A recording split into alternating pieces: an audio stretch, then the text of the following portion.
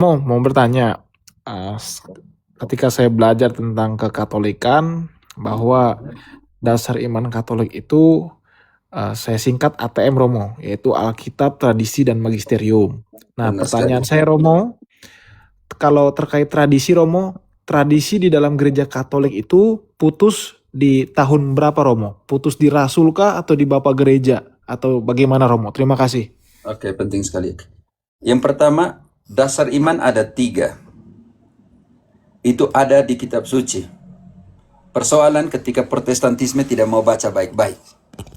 Paulus menjelaskan di dalam 2 Timotius 3, Indri engkau bantu dulu 2 Timotius 3, 14-16, ginting engkau siap di 1 Korintus 11 ayat 23, bagian pertama.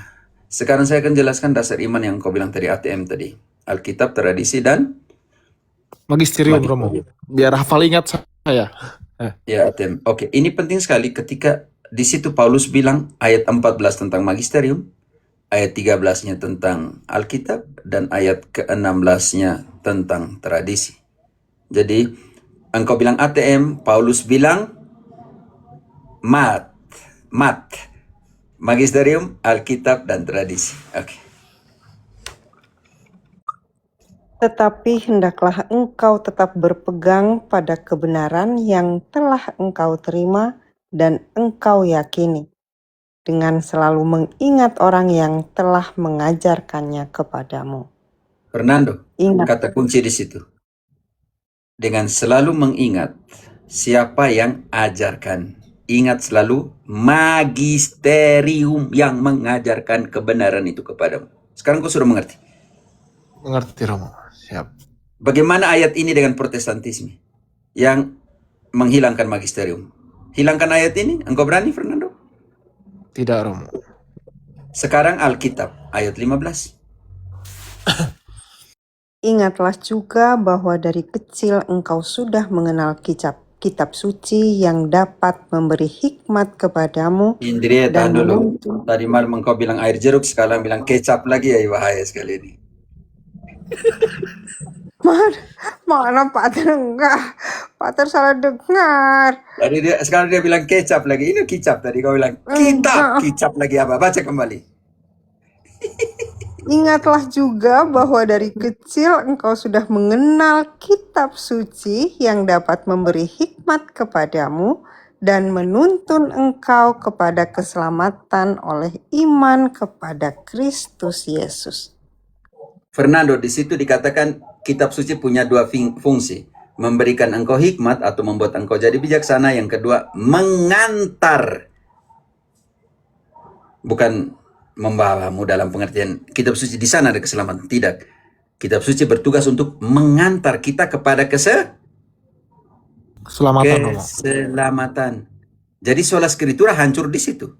Karena tugas dari situ bukan otoritas tertinggi, melainkan mengantar, memberikan kita hikmat dan mengantar kita kepada keselamatan. Baca kembali ayat 15 yang tidak pernah dibaca oleh pendeta-pendeta, termasuk Efrasul.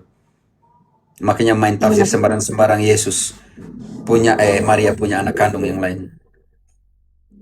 Ingatlah juga bahwa dari kecil engkau sudah mengenal kitab suci yang dapat memberi hikmat kepadamu dan menuntun engkau kepada keselamatan oleh iman kepada Kristus Yesus. Sekarang kau mengerti? Kitab suci punya 2 fungsi, Fernando. Ya Romo. Beri kau hikmat, jadi bijaksana. Yang kedua adalah mengantar engkau kepada keselamatan. Oke? Kitab suci bukan tujuan dari keselamatan. Hanya membuat engkau diantar kepada keselamatan. Itu Alkitab. Sudah nih, magisterium sudah jelas. Alkitab. Makanya itu ada dalam kitab suci 3 dasar iman. Sekarang pakai TB1, Indri. Ya, Pater. Ayat 16. Segala tulisan yang diilhamkan Allah memang bermanfaat untuk mengajar, untuk menyatakan kesalahan, untuk memperbaiki kelakuan, dan untuk mendidik orang dalam kebenaran. Prater, bantu dulu Didake. bab ke-7 tentang pembaptisan. Kita langsung cross di situ. Baca kembali. Tulisan-tulisan tradisi ini, saudaraku Fernando, punya 4 fungsi. Maka di situ dia tidak bilang kitab suci, dia bilang tulisan-tulisan yang diilhami. Karena kitab suci sudah omong di ayat kali 15. 16 dia bukan omong tentang kitab suci, melainkan tulisan-tulisan yang diilhami. Nanti kita langsung contohkan langsung ke Didake contoh kecil yang kau tanya bagaimana itu diteruskan. Oke, sekarang baca kembali ayat 16-nya, 4 fungsi dari tradisi. Segala tulisan yang diilhamkan Allah memang bermanfaat untuk mengajar, untuk menyatakan kesalahan, untuk memperbaiki kelakuan, dan untuk mendidik orang dalam kebenaran. Apa itu tradisi? Tradisi adalah Friska, 1 Korintus 11 ayat 23 bagian pertama. Sebab apa yang telah kuteruskan kepadamu telah aku terima dari Tuhan. Selesai, cukup sampai situ. Tradisi adalah, Fernando, apa yang kuterima dari Tuhan, itulah yang kuteruskan kepadamu. Padamu. 2 Tesalonika 2:15, Ginting. Tradisi adalah apa? Dan Paulus mengharapkan apa? 2 Tesalonika 2 ayat 15. Sebab itu berdirilah teguh dan berpeganglah pada ajaran-ajaran yang kamu terima dari kami, baik secara lisan maupun secara tertulis. Fernando, baik secara apa dan secara apa? Lisan dan tulisan, Romo. Karena itu apa yang dikatakan Santo Yohanes sendiri. Bantu dulu ide Yohanes 21 ayat 25. Yohanes 21 ayat 25. Masih banyak hal-hal lain lagi yang diperbuat oleh Yesus. Tetapi jikalau semuanya itu harus dituliskan satu persatu, maka agaknya dunia ini tidak dapat memuat semua kitab yang harus ditulis itu. Fernando, artinya ada yang tidak ditulis? Ada, Romo. Di manakah itu? Jawablah sesuai dengan kitab suci bagi Protestan. Siapa yang menyimpan itu yang tidak tertulis? Nggak ada, Romo, di Protestan. Kita lihat Yohanes yang tulis ini. Bantu dulu IDC 20 ayat 30. Ginting engkau siapkan 2 Yohanes 1 ayat 2 Yohanes 1 ayat ke-12. Kita sekarang Yohanes yang sama, kita buat komparasi dari penulis yang sama. Yohanes 20 ayat 30, oke. Memang masih banyak tanda lain yang dibuat Yesus di depan mata murid-muridnya yang tidak tercatat dalam kitab ini. Lanjut.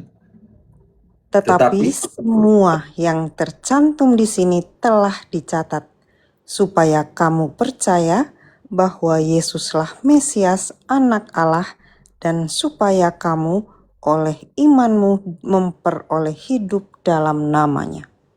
Fernando, artinya ada yang tidak dicatat? Ada, Romo. Sekarang kita lihat Paulus punya Yohanes punya 2 tradisi, tertulis dan lisan. Kita lihat dulu tradisi tertulis. Ginting, 1 Yohanes 1 ayat 1 itu tradisi tertulis, tapi 2 Yohanes 2 ayat 12 tradisi lisan. Dan Yohanes memilih untuk tradisi lisan. Kita lihat dulu 1 Yohanes 1 ayat 1. 1 Yohanes 1 ayat 1.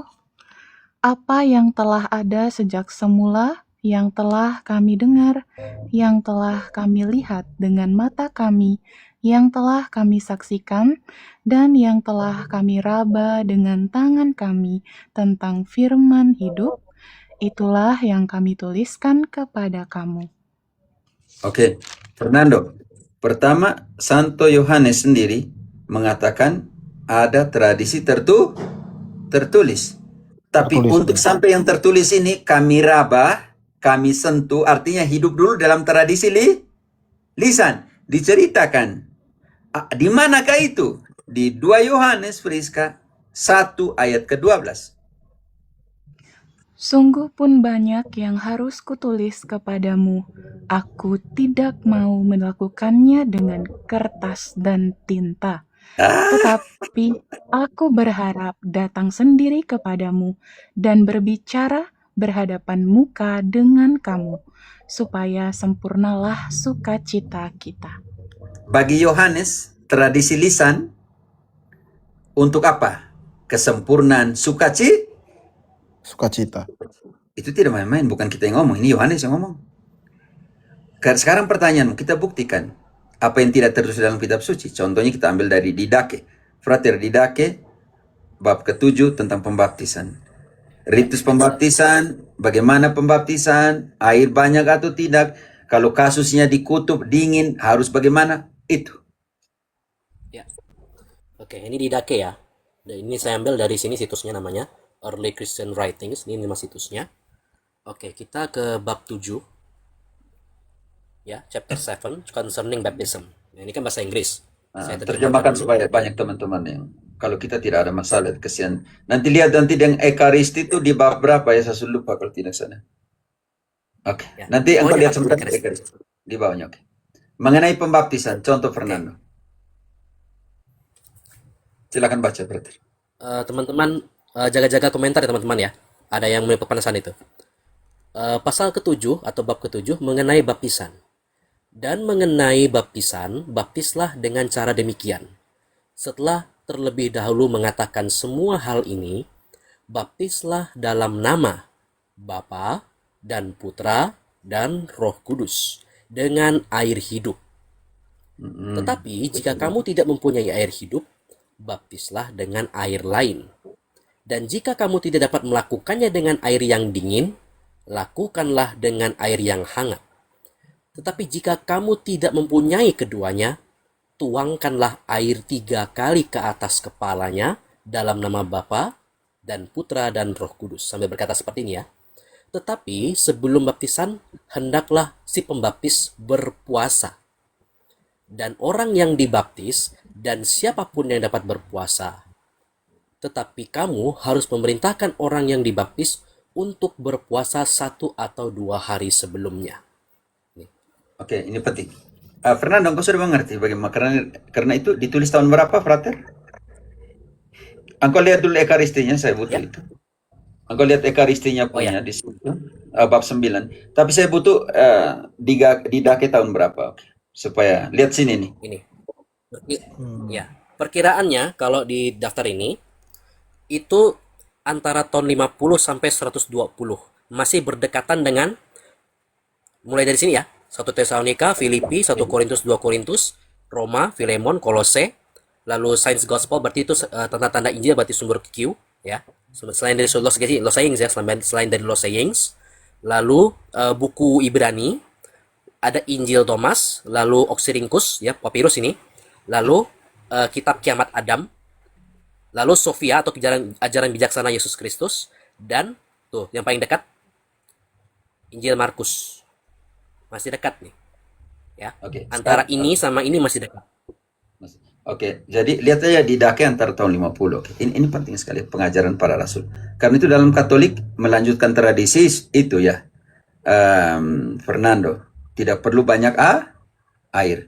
Karena makna dari pembaptisan itu apa? Bantu dulu ide saya atau Priska. Contoh, makna pembaptisan adalah ditenggelamkan dalam apa? Roma 6 ayat 3 sampai 5. Bukan ditenggelamkan dalam air, Fernando ya.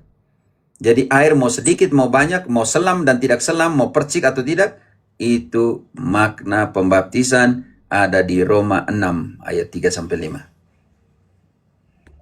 Baik, Romo. Atau tidak tahukah kamu bahwa kita semua yang telah dibaptis dalam Kristus telah dibaptis dalam kematiannya? Dengan demikian kita telah dikuburkan bersama-sama dengan Dia oleh baptisan dalam kematian, supaya sama seperti Kristus telah dibangkitkan dari antara orang mati oleh kemuliaan Bapa, demikian juga kita akan hidup dalam hidup yang baru. Oh, yang tidak mengerti didake tadi siapa tadi? Sasongko. Sasongko kan Fernando tanya tentang yang apa itu tradisi. Akhirnya tidak termuat di dalam kitab suci. Nah, salah satunya ini proses perjalanan. Oke, bagaimana diteruskan sampai sekarang? Engkau tanya begitu kan, Fernando? Contohnya pembaptisan. Oke, Betul, ambil Romo, contoh. betul. Sekarang Ekaristi, bab 9-nya, Frater. Ya, oke, Pater. Ya, Engkau akan melihat Ekaristi pada zaman itu dirayakan di dalam didake. Coba 9 ya kalau tidak salah. ya. Bab 9 Iya. tentang Ekaristi.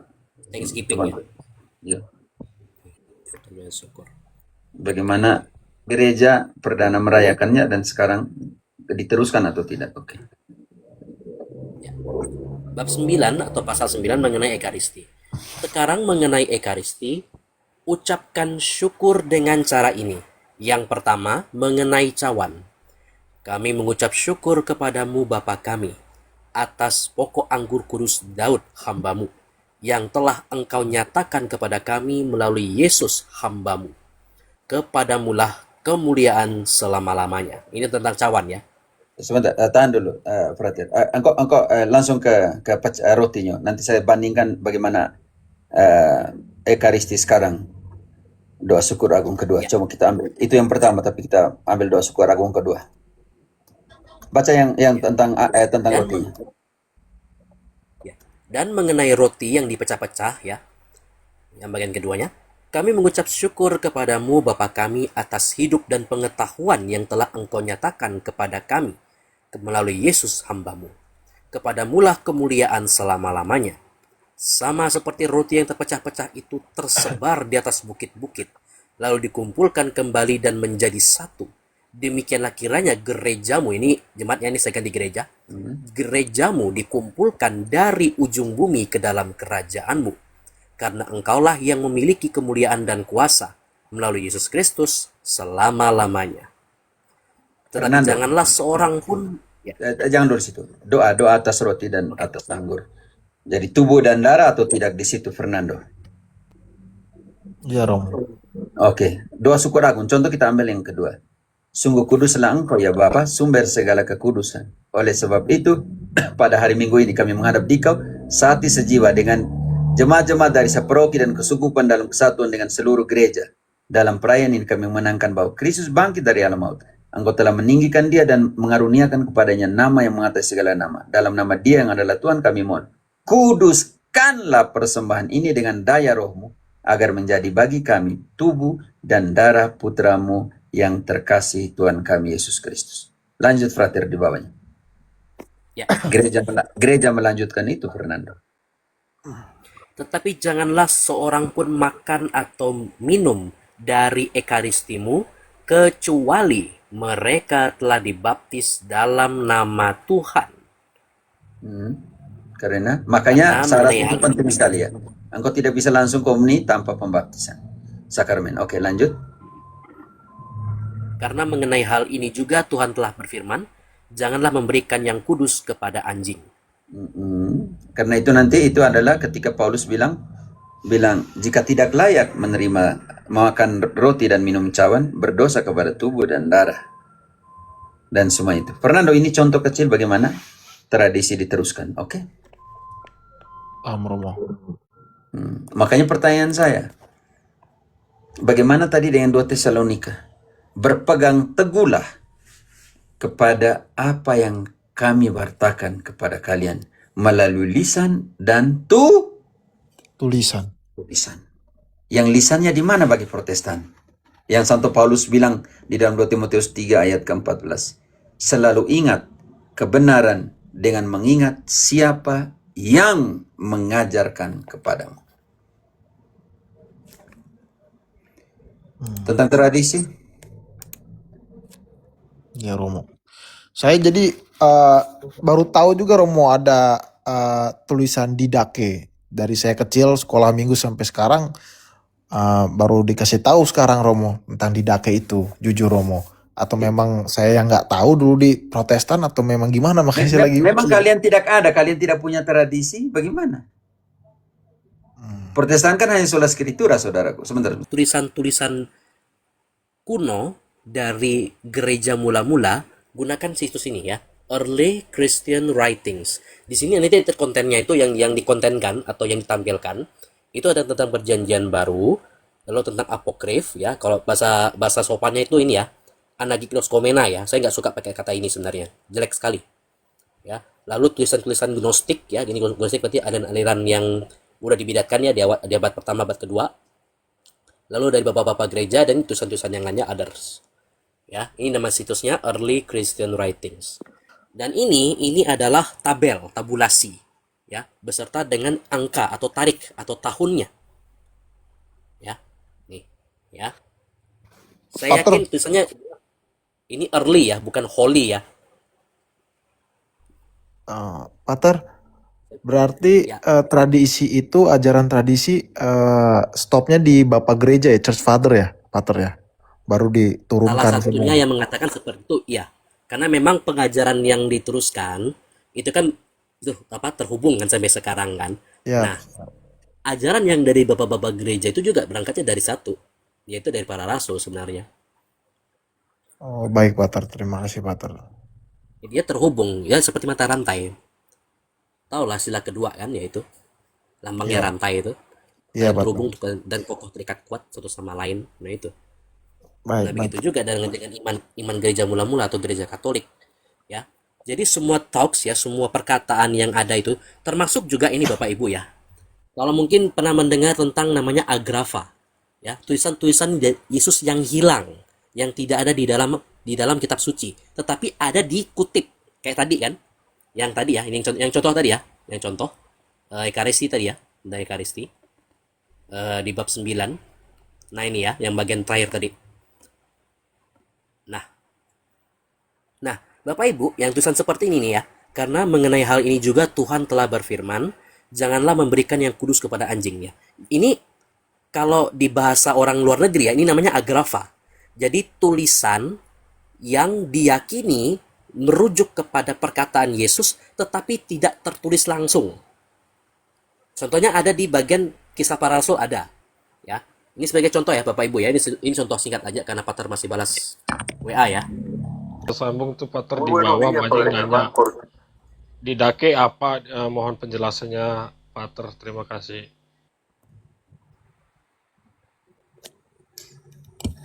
Yaitu kumpulan pengajaran para rasul. Tentang sakramen, tentang itu yang tidak ada dalam Protestantisme karena menolak tradisi.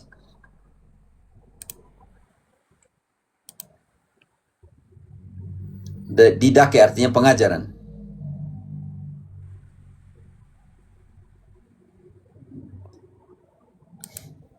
Ya benar sekali. Ya, yang tadi Penulisnya anonim menjadi karena itu. ya. Yang tadi ya, yang Pater ya, yang bagian tadi yang ini, yang bab 9 tadi tentang Ekaristi. Nah, ini kan ada tulisan di sini. Karena mengenai hal ini juga Tuhan telah berfirman, janganlah memberikan yang kudus kepada anjing. Ini kalau di para scholar itu juga bisa menerjemahkan itu sebagai agrafa. Ya, perkataan Tuhan Yesus yang tidak tertulis secara langsung tapi dikategorikan hilang. Gitu. Missing atau unknown, tidak diketahui dari mana. Gitu. Contohnya juga ada di sini, 1 Tesalonika 4 ayat 15. Ini kami katakan padamu dengan firman Tuhan, kita yang hidup, yang masih tinggal, sampai kedatangan Tuhan, sekali-kali tidak akan mendahului mereka yang telah meninggal. Nah ini juga termasuk, namanya itu agrafa. Itu ya. Itulah namanya agrafa. Itu dihormati, dalam gereja mula-mula sangat dihormati itu. Tulisan-tulisan seperti itu. Ya, contoh lain lagi, mana ini apokrifa ini.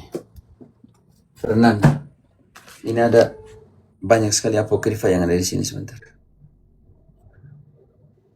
Oh siap Romo. Contohnya apokrifa ini. Contohnya saya baca.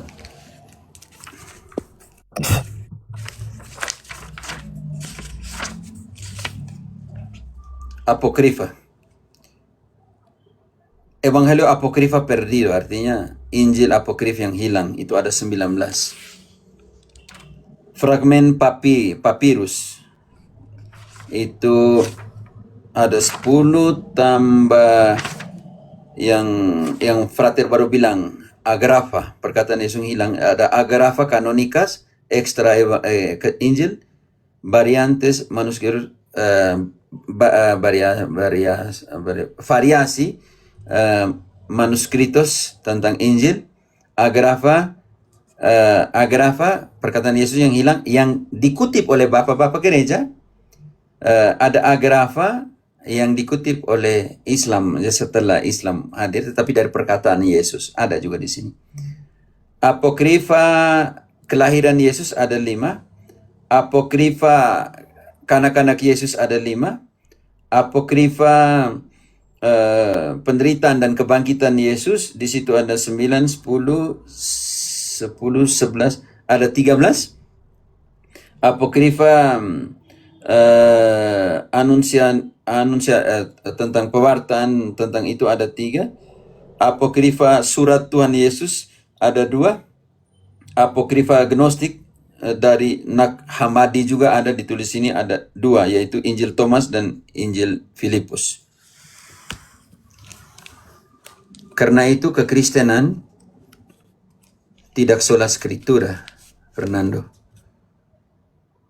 Bagaimana Betul, membongkar Romo. semua yang tidak tertulis? Santo Yohanes bilang. Santo Paulus bilang yang lisan dan tertulis.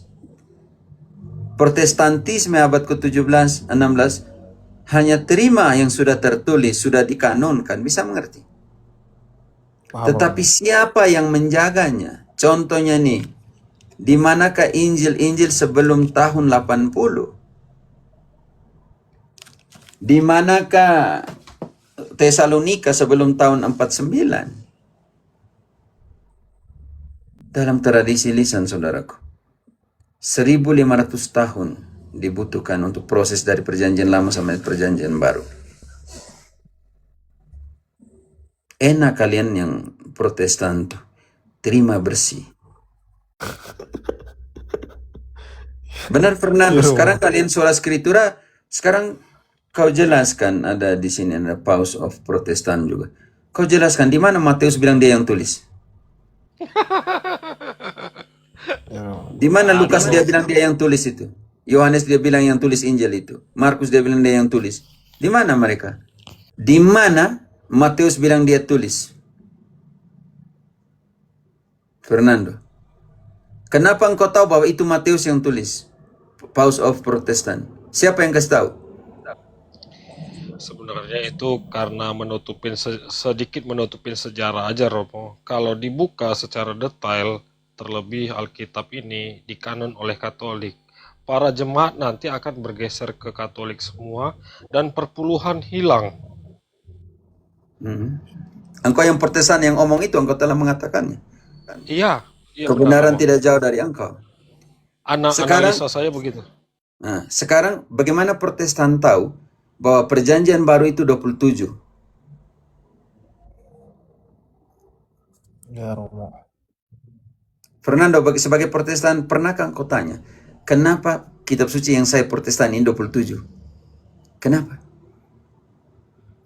Nah, itulah Romo. Makanya saya belajar ke Romo. Saya banyak pertanyaan Pernahkah engkau sekarang. bertanya bahwa 13 suratnya Paulus itu, 7 ditulis oleh dia, lalu yang 6-nya siapa yang tulis? Siapa yang memberitahukan itu kepada Protestan bahwa hanya 7 yang ditulis oleh Paulus? Ya, Romo. Siapa yang memberitahu kepada Protestan bahwa Kisah Para Rasul ditulis oleh Lukas? Siapa? Kalian enak-enak terima bersih. Ya, Romo. Bersih lalu mengatakan hanya Alkitab, Romo ya. Sudah terima bersih? Bilang lagi Alkitab. Hanya Alkitab. Hanya kitab suci sebagai otoritas. Lalu menghina Katolik. Lalu gereja yang mengkanonkan itu, kenapa kamu pakai kitab suci yang dikanonkan oleh, kalau gereja Katolik adalah pelacur Babel, sesat, kenapa kamu pakai kitab suci yang dikanonkan oleh Katolik? Kenapa Luther bawa 27 kitab suci perjanjian baru? Berarti Protestan sesat. Saya selalu bilang kepada Protestan seperti ini. Kalau kitab suci itu tidak digunakan dengan rasa malu, gunakanlah dengan rasa syukur bahwa kalian menerimanya dari Katolik. Baik Romo. Para pendeta dong, mau Efrasoro ke Ngadas ke siapa. Kalau gunakan kitab suci itu tanpa rasa malu, gunakanlah dengan rasa syukur bahwa kalian terima dari gereja Katolik kitab suci itu. Bapak-bapak gereja, hipo, hipo, Emangnya yang uskup hipo itu uskup Protestan kah waktu itu? Agustinus Protestan kah? Atau uskup Katolik? Katolik. Ya, Romo.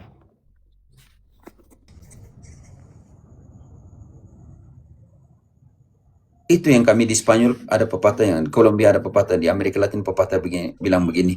Le gusta la leche, pero odia la vaca. Suka susunya tapi benci sapinya.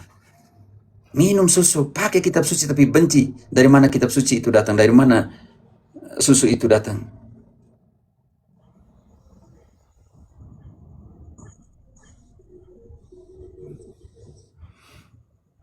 Emangnya belum ada Katolik? Engkau tahu dari mana zaman itu belum ada Katolik? Kalau belum ada Katolik berarti 12 rasul kuburnya dijaga oleh siapa? Sampai sekarang. Fernando, semua kubur dijaga oleh siapa? Karena gereja didirikan di atas para rasul dalam konteks historis. Sejarah Yesus mendirikan gerejanya. Gereja Kita ambil Katolik. contoh paling kecil. Ya Romo. Bukti nyata bahwa gereja Roma, Katolik Roma melanjutkan tradisi itu, semua kuburnya dijaga. Kubur para rasul dijaga, situs-situs penting Yesus punya dijaga oleh gereja Katolik. Kain kafannya dijaga oleh siapa? Bukti sejarah. Salib dijaga oleh siapa? Cawan perjamuan terakhir dijaga oleh siapa? Gereja-gereja di Tanah Suci dijaga oleh siapa? Bukan oleh gereja Roma?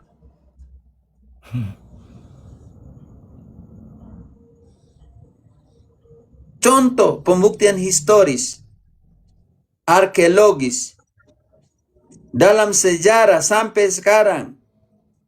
Kalau waktu itu belum ada gereja Katolik, bagaimana dia jaga sekarang semua kuburnya para rasul?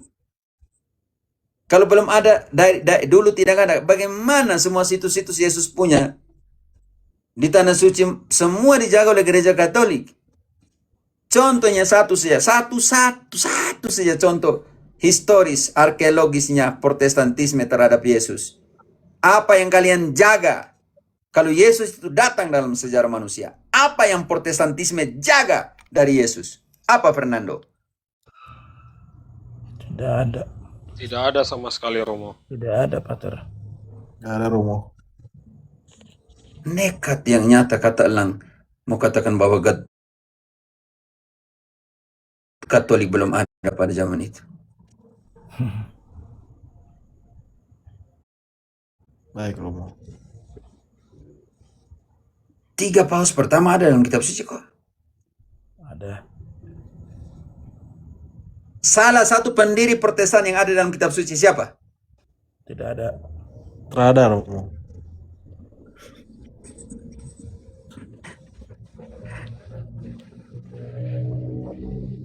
Apa? Siapa yang mendirikan? Ya, salah satu pendiri Protestantisme tapi ada dalam kitab suci. Tidak ada. Ya sudah, perkara selesai. Oke, Fernando. Betapa pentingnya tradisi, karena semua sebelum dituliskan, semuanya ada di tradisi lisan. Engkau bisa lihat di YouTube Epifani ada 13 kursus pengantar ke dalam kitab suci. Salah satunya itu di kursus kedua, engkau akan di kursus pertama pengantar ke dalam kitab suci. Di situ nanti engkau temukan historis penulisan kitab suci. Bagaimana dimulai dari tradisi lisan, kompilasi-kompilasi kecil sampai dengan redaksi final. Tahun berapa? Oke. Mulai cerita di mulut ke mulut. Lalu dari cerita itu ditulis fragmentasi namanya. Kecil-kecil. Setelah dari fragmentasi itu sampai kepada redaksi final. Itu tidak mudah. Contohnya nih, saudaraku. Kita ambil terakhir langsung kitab Wahyu. Wahyu ditulis dalam 3 fase waktu. Wahyu 4, dari Wahyu 4 sampai dengan Wahyu 11 ditulis dalam persekusi pertama tahun 64 oleh Neron. Wahyu bagian kedua, bab 12 sampai dengan 22 ayat 5 ditulis dalam persekusi kedua tahun 90 oleh Domitianus. Sedangkan Wahyu 1, 3 dan Wahyu 22 ayat 6 sampai terakhir ditulis tahun 100 untuk menutup dan membuka dan menutup Wahyu. Wahyu tidak jatuh sendiri, oke? Ditulis dalam 2 periode waktu yang berbeda. 3 bahkan, untuk melengkapi semua wahyu itu. Ya Romo. Dan ketika para rasul menulisnya, mereka belum tahu nanti ada 27 tuh. Siapa yang menetapkan itu 27? Paus of Protestant dan Fernando. Siapa yang menetapkan bahwa perjanjian baru itu 27? Siapa? Gereja Katolik Romo. Di Protestan ada di mana waktu itu? Betul. Belum ada Romo. Belum lahir. Ya sudah kalau gitu tuh. Kamu percaya yang mana yang belum lahir? Ingat bahwa doktrin itu seperti air sungai. Makin jauh dari mata airnya dari hulu, airnya makin kotor. Kesian yang lahir tahun abad ke-16 sampai sekarang. Karena minum air yang tidak bersih lagi. Kalau mau minum lagi air kebersih, pulang kembali tuh, ke mata air. Baik Romo. Yo Fernando, terima kasih sudah tanya.